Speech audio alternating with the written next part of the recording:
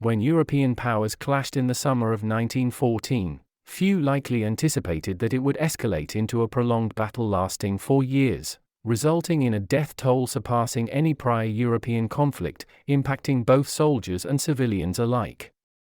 Major countries like the UK, France, the US, and Germany meticulously documented the war's human toll.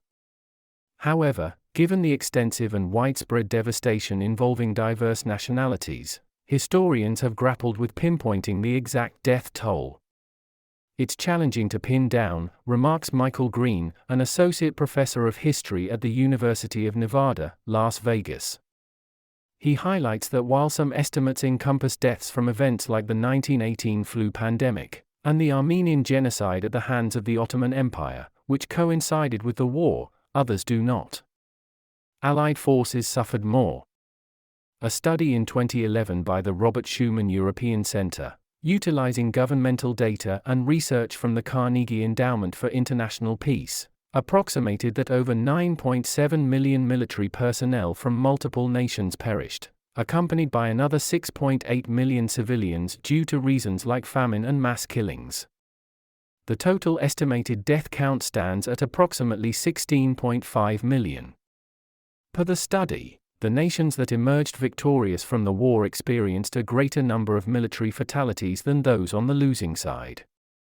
The Allies, comprising countries such as Britain, 885,138 casualties, France, 1,397,800, Russia, 1,811,000, Italy, 651,000, Serbia, 275,000, the US, 116,708, among others, saw the demise of about 5.4 million of their military forces.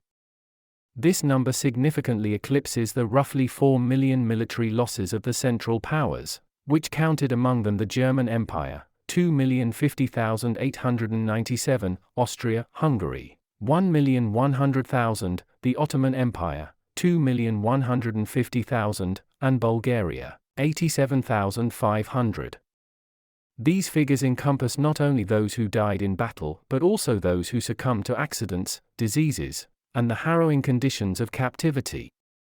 Yet, the actual number of fatalities could surpass these estimates. As pointed out by French anthropologist François Heron, France's remarkably exact official death count of 1,357,800 is likely an underestimation, with the real number possibly approaching 1.5 million. Modernized warfare inflicts steeper casualties. Why did the casualty count soar to such heights among military personnel? A key factor, as Green points out, is that warfare had undergone a significant evolution. The First World War marked the introduction of trench combat, extensive submarine and aerial warfare, the use of toxic gases, along with the deployment of flamethrowers and machine guns. At the war's onset, military strategies hadn't adjusted to these technological leaps in weaponry. As documented by French historian Antoine Prost in the 1914-1918 International Encyclopedia of the First World War, foot soldiers, still relying on outdated combat techniques, often recklessly advanced across open terrain straight into artillery fire and machine gun barrages, leading to tragic losses. Prost highlights that in just the initial 4 months, the French forces faced the loss of 310,000 soldiers. Reflecting on this, a then young lieutenant named Charles de Gaulle remarked that suddenly, no amount of courage could stand against such firepower. De Gaulle would later rise to prominence as France's figurehead during World War II and subsequently, its president from 1959 to 1969. In this transformed and daunting war landscape, the most significant peril emerged from distant artillery bombardments. Prost's data reveals that of the wounded French troops, 60% sustained injuries from artillery fire, with 34% injured by bullets and a mere 6% from bayonets and related factors. Additionally, the prolonged nature of the war, with neither side securing a swift victory, amplified the casualties. This led to drawn-out, fierce confrontations like the Battle of the Somme, spanning from July to November 1916. In this intense battle, fought over a mere 18-mile section along France's Somme River, an astonishing 20,000 British troops lost their lives on the battle's opening day. Disease, 1918 flu escalates the trench warfare that stretched across the Western Front, with both sides ensnared in a grueling battle, saw the fertile, manure-rich soil play a deadly role. This terrain accelerated the spread of diseases like tetanus and gas gangrene, further escalating fatalities, as noted by the Imperial War Museums. Additionally, the 1918 influenza outbreak's devastating impact was amplified by the war.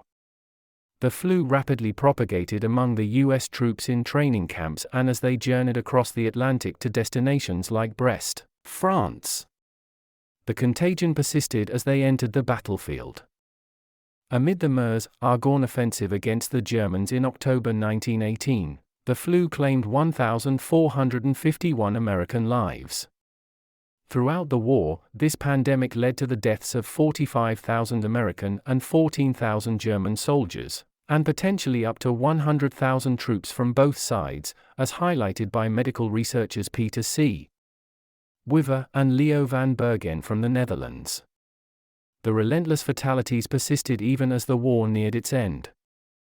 Even after officials from Germany, Britain, and France convened in a railway dining car near Paris on November 11, 1918, and finalized an armistice, the subsequent 6-hour gap, intended to ensure the ceasefire news reached the front, resulted in the demise of nearly 3,000 more troops. Among these last-minute casualties was an American, Sergeant Henry N. Gunther, who was fatally shot just 60 seconds before the official declaration of peace as he rushed a German machine gun position. Furthermore, the repercussions of World War I lingered for its survivors. While mustard gas exposure on the battlefield resulted in immediate fatalities for only 2 to 3% of soldiers, the rest faced a heightened risk of cancer later in life, as noted by military historian James Patton. Research from 2014, examining New Zealand soldiers from the First World War, revealed that those who survived the conflict, with approximately 40% having sustained injuries, lived about 1.7 years less than their counterparts who didn't witness battle.